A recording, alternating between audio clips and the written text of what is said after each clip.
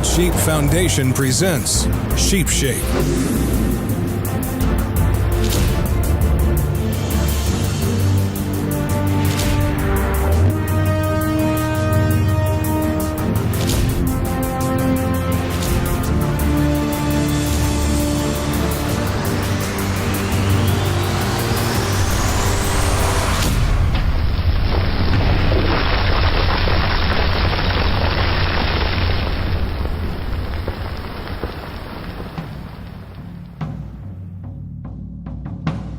Chad Hall has been with his family in Florida, training for the highly anticipated desert bighorn hunt in Mexico.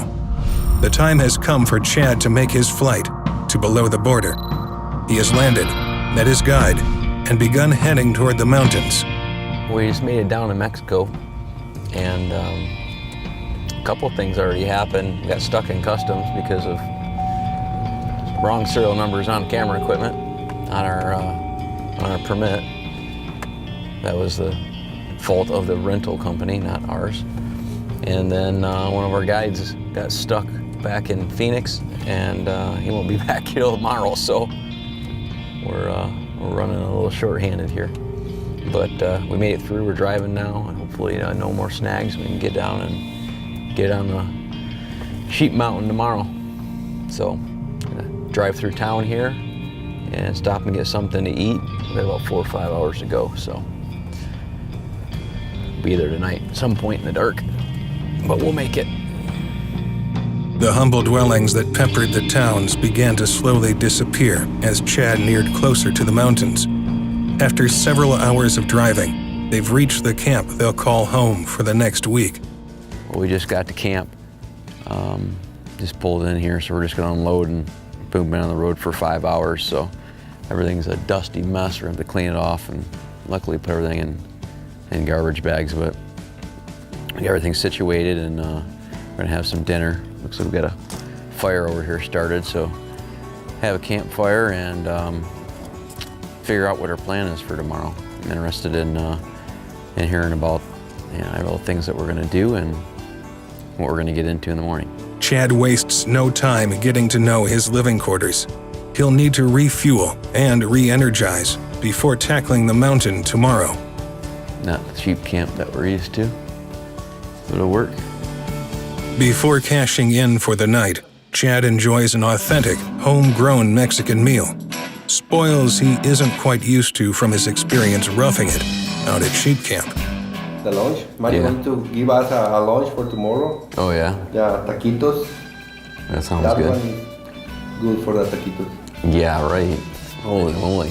I think you start over here, beginner, intermediate, advanced. Yeah. I am not ready for the advanced again. The cook's over there with a thumbs up. He already burnt my tongue off in the first 30 minutes in camp. The spicy table fare may take some getting used to. Meanwhile, in Alaska, Rick Caron is still battling the brutal weather and his own heightened level of fatigue. His guide is doing what he can to help him overcome the challenges he's up against. This is about the longest stretch of bad weather I've seen in ever, really. I mean, up until this stretch, I think 3 days was the max. You know, we had the river come up and then it went down. We were able to get up here to camp, get dug in. Got the hunt 2 days, basically, for the weather setting again, and brought us to a grinding halt again. This morning at breakfast, his demeanor was pretty low. I don't know that he's feeling all that well today. He really hasn't said anything. But after being around him the first day when he flew in, not feeling so good, and the next couple days he was feeling good and joking around and laughing and talking and telling stories. Well, today he's been pretty quiet, so maybe it's best we are weathered in another day. Try to get him to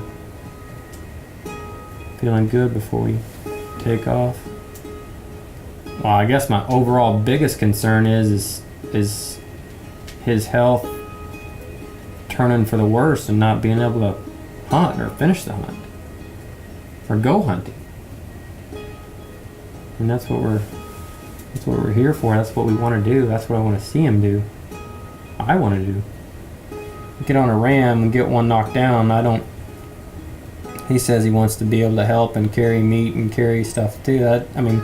That's all fine and dandy, but I just don't want to give him a really heavy pack and then have him crash in his energy level and be in pain and take a spill or something like that. I guess that's a concern.